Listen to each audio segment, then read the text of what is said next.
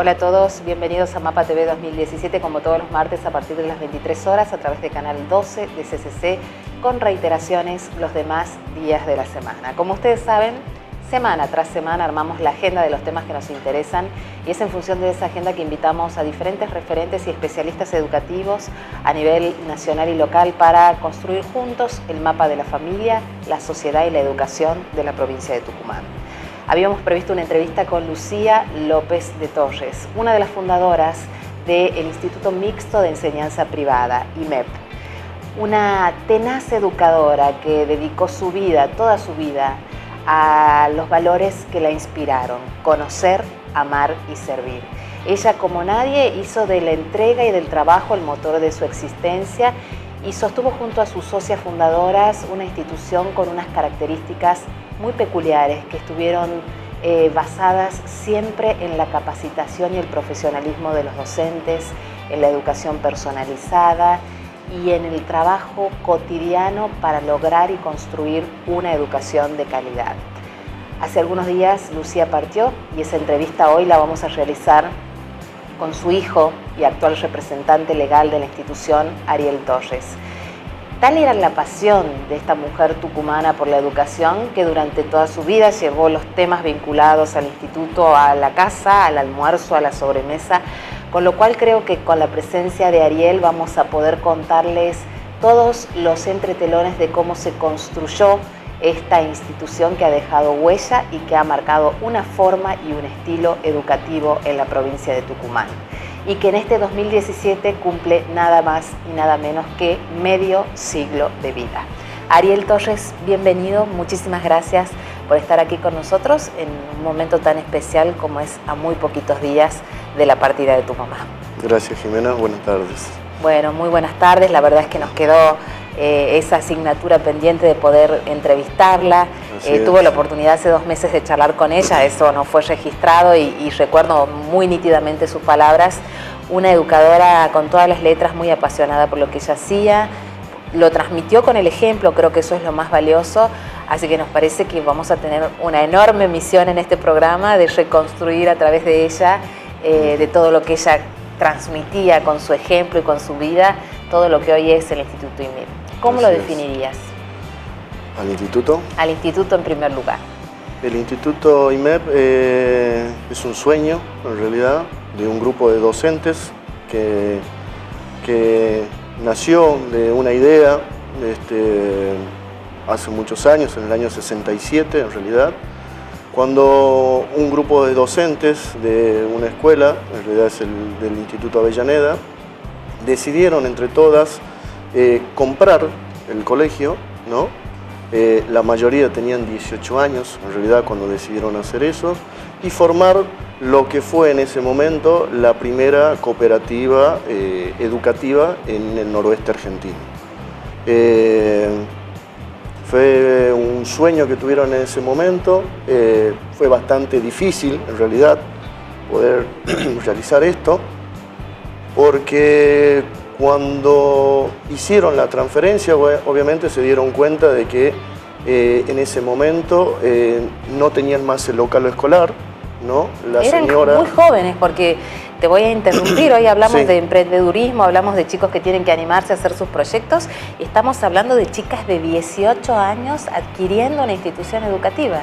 Exactamente, y formando una cooperativa en la cual no tenían ningún tipo de asesoramiento. En ese momento en la provincia no existía un colegio pero secundario, y trataron más o menos de copiar esa idea y de formar la primera cooperativa educativa, que, como te decía, una vez que tomaron la decisión y lo hicieron, se fueron dando con algunas situaciones, por ejemplo, como te contaba, que la persona que vendió el colegio ya no le alquilaba el local. O sea, tenían colegio pero no tenían local. No tenían local escolar. Los mobiliarios que tenían en la escuela ya no estaban en el traspaso en esa compra de esa cooperativa. Y bueno, se dieron cuenta que habían adquirido un colegio donde no tenían local escolar, donde no tenían mobiliario, donde no podían usar el nombre, y de ahí decidieron que tuvieron que cambiar el nombre del colegio, ¿no es cierto? Y hasta incluso... Habían comprado un sueño. Exactamente, compraron solamente un sueño, que incluso cuando abierto ya el colegio, un colegio que tenía una subvención del Estado, al haber cambiado el nombre ya no recibieron esa subvención, entonces en un momento tuvieron que replantearse entre ellos, sinceramente, decir o dejamos todo como está o seguimos de cero y redoblamos la apuesta. Y redoblamos la apuesta.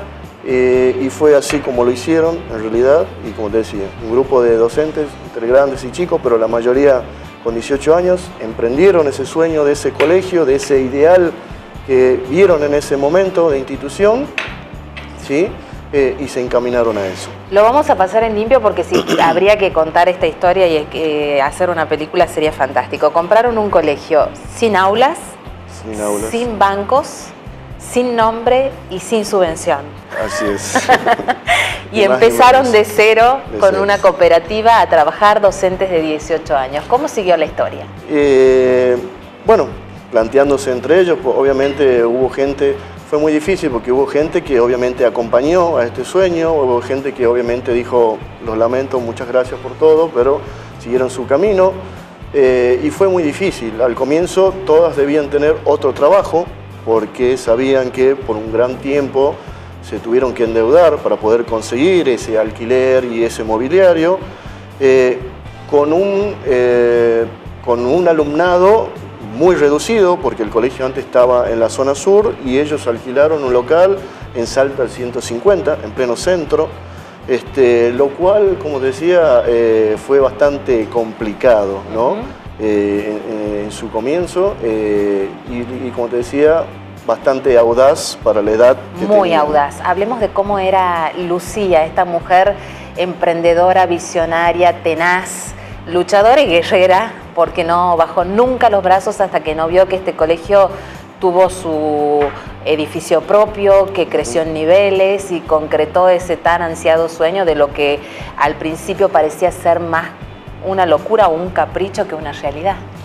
Sí, la verdad que ese grupo de docentes que comenzaron, la verdad, como te decía, tuvieron un sueño, un ideal de colegio, que por ahí es lo que hoy rescato. El colegio hoy tiene esa misma misión o visión de institución, ¿no? Y esa ideología de cómo enseñar. Y la verdad que, como te digo, lo defendieron a rajatabla en el transcurso de toda su vida, ¿no?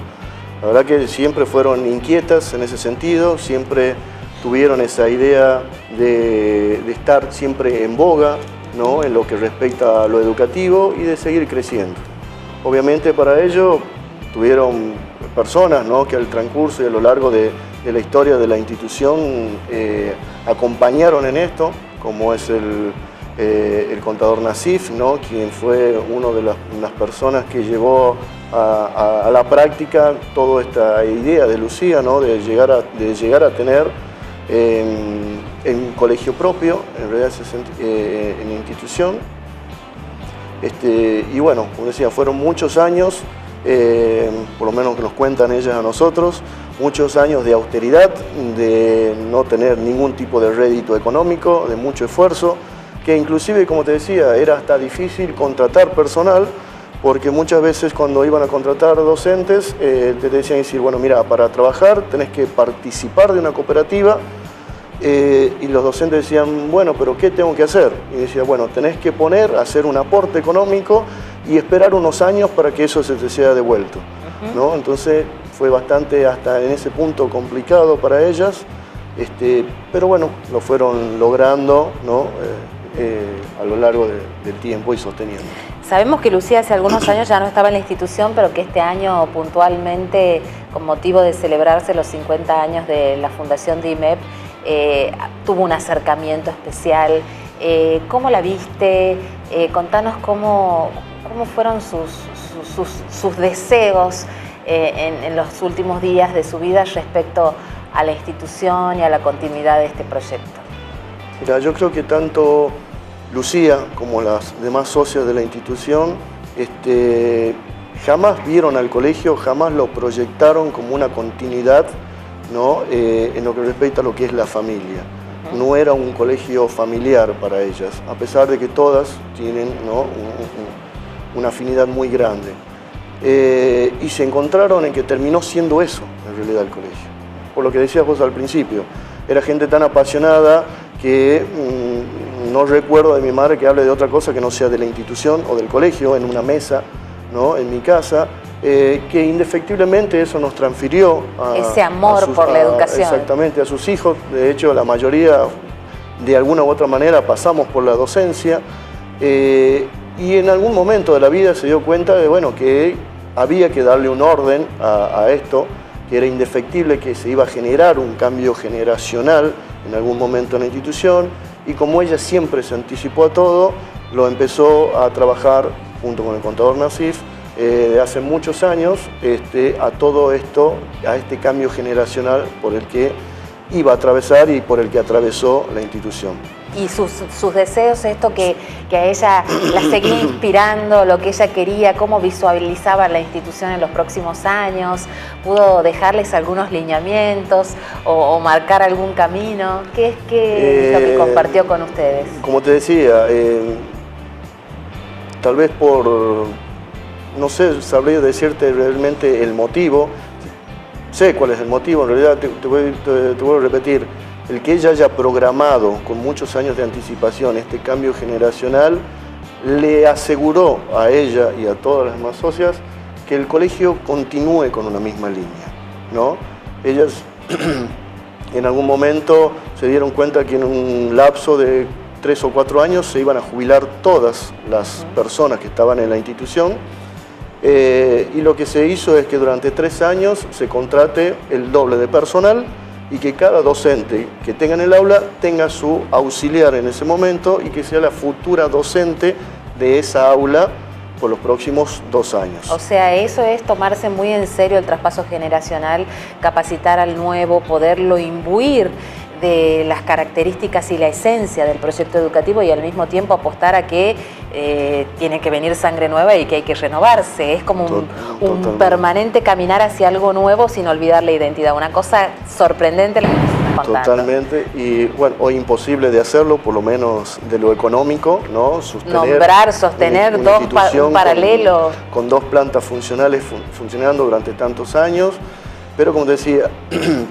eso aseguró que tener ese perfil de docente, que es lo más importante en la institución, ¿sí?, esté sustentado en ello, y después encargarse también de lo menos importante que era en ese momento, que es el personal directivo, ¿no es cierto?, y el representante legal, que viene a ser en mi caso, que asumí el cargo hace 10 años. Hace 10 años. La mejor manera que ella encontró en ese momento, sinceramente, la que no fue de mi agrado, fue que se retire de una manera tajante, tanto ella como las demás socias, ¿sí?, de la institución, que den camino, pero siempre acompañando desde el equipo de conducción e iluminándonos, ¿no?, con la historia de la institución, lo siguió haciendo.